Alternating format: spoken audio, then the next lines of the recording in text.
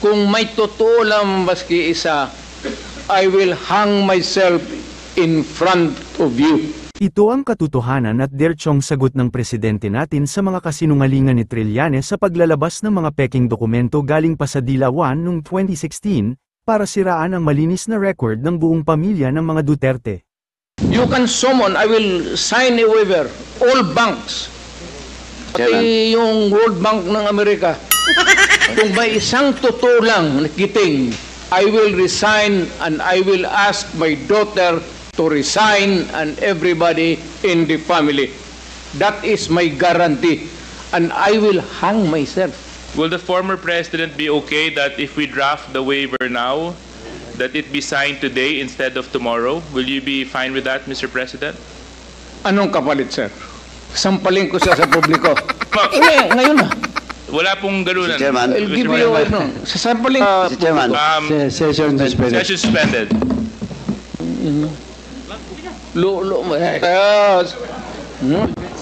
Go ahead, Mr. Trillanes.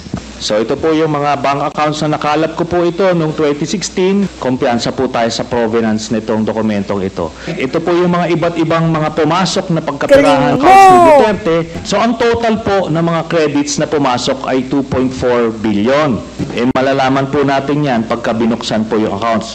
Ang pagkakamali po ni Mr. Duterte nung nagtatago siya ng pagkapirahan ay ginawa niyang joint account yung kanyang anak na si Vice President Sara Duterte. Hindi nga. Ito mga transactions na ito kay Vice President Sara, meron po kay Duterte, meron po kay Baste, meron kay Pulong Duterte, meron po kay Hanilet Abansenya. Mga managers checks under their name. Ang origin po ng account ay yung isa dun sa mga drug lords na minention ni Las Cañas na si Sammy U. Siguro ng mga panahon na yan, 2011 to 2013, bola lang yan. Medyo kumpiyansa sila kanilang gawain, kaya physical na checks, no?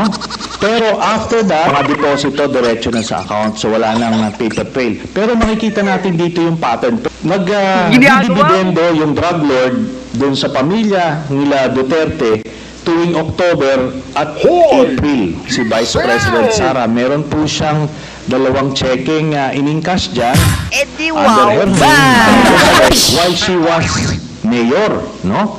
Kaya yan ay direct bribery. Minention po ni Arturo Las Cañas, na-confirm namin yung kanyang istorya. Ni Duterte, sila ng amount na in-encash. Mga anak, sila Baste Duterte, tagte 10 million every 6 months. Kay Pulong Duterte, meron din. Hawak yan, bangko mismo.